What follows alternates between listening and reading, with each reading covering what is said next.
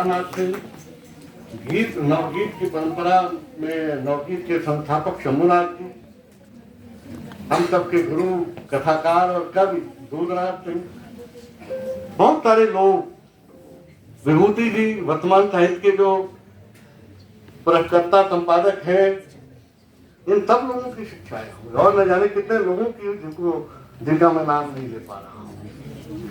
यहाँ कविता और आलोचना की फसल तैयार है। पूरे हिंदी जगत के लिए संस्था का महत्व है। इलाहाबाद विश्वविद्यालय और बीएचयू का नाम दिया जाता है साहित्य के जिस केंद्र के लिए, बनारस का नाम और इलाहाबाद का नाम दिया जाता है शहर का प्रेमचंद प्रसाद और आचार्य शुक्ल के लिए, उसमें यूपी कॉलेज शामिल है अपनी उस नई विरासत के लिए जिससे समकालीन कविता, समकालीन साहित्य और समकालीन आलोचना में एक बड़ी पृष्ठभूमि तैयार की। बहुत अच्छा। तो धूमिल किसी भी विश्वविद्यालय के लिए, धूमिल तो ITI के इंस्ट्रक्टर थे, लेकिन वो खुद में एक विश्वविद्यालय हुए। उन्होंने उन बनी बनाई मान्यताओं से हटकर अपनी तमाम बातें कही। अभी प्राचार्य जी, इनको सुन करके तो हम लोग अभिभूत होते हैं। आपसे हमारा उसका परसाई जी के आयोजन में था, तो जितना और वक्ता बोलते इससे ज्यादा आदमी सोचा हिंदी के तो है नहीं, और परसाई जी पर आपका अद्भुत व्याख्यान था। आज भी आपने धूमिल पर और धूमिल के बारे में वीरेंद्र अग्रवाल से कहा पा गए, तो बचा क्या? तो स्वागत वक्तव्य में ही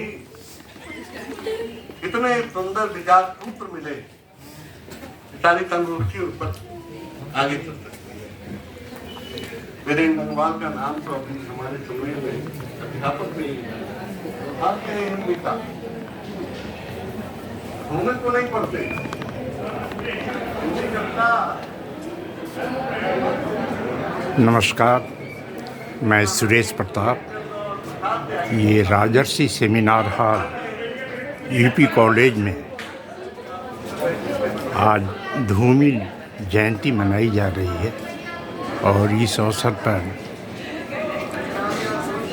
डॉक्टर संजय श्रीवास्तव अपना वक्तव्य दे रहे हैं। इलाहाबाद से जो साथी आने वाले थे वो नहीं आए हैं, तो ये संगोष्ठी 50 साल की जो कविता है, ये सब क्या पाठ्यक्रमों में आपके यहाँ है? वीरेंद्र अग्रवाल, मंगलेश डबराल, ये तमाम सारे बड़े नाम, राजेश जोशी, अरुण कमल, चंद्रकांत देवताले, नाम नहीं जानते, और ये धूमिल के पास एक लंबी विरासत है 50 साल, जो 20वीं शताब्दी का पूरा एक मतलब 25 साल का हिस्सा है वहाँ और 25 साल इधर, यानी 20वीं और 21वीं शताब्दी का एक पूरा संक्रमण काल है। और उस संक्रमण काल में जितना ज्यादा परिवर्तन इसमें हुआ है, हम समझते हैं कि कुंभ में भीड़ जो जा रही है 144 साल की 3 पीढ़ी का इतिहास मानते हुए जो उसको प्रयोग मिल रहा है, सबसे अधिक परिवर्तन इसी 50 साल में हुआ है।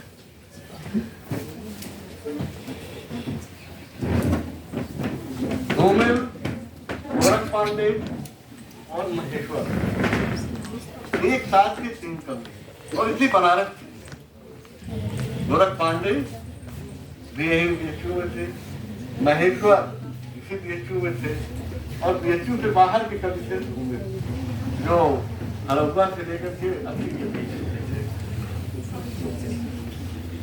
और हिंदी कविता में इन तीनों कवियों का एक बहुत बड़ा, गोरख पांडे लोगों की जबान पर है, महेश्वर लोगों की जबान पर है, कि समाजवाद धीरे धीरे आई बबुआ।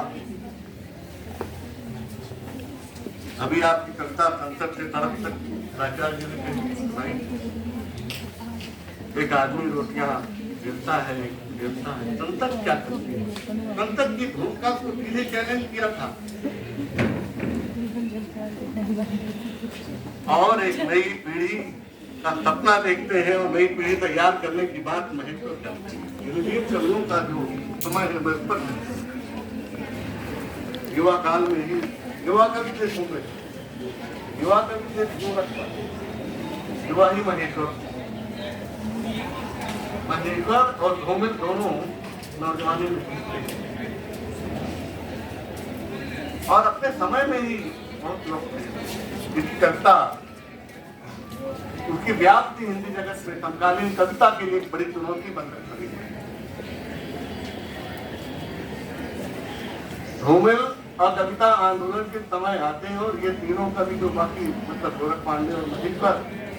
नमस्कार, बनारस से मैं सुरेश प्रताप। संबंध धूमिल से नहीं है, लेकिन वो समय कविता का है, कविता आंदोलन है, एंटी पोएट्री मूवमेंट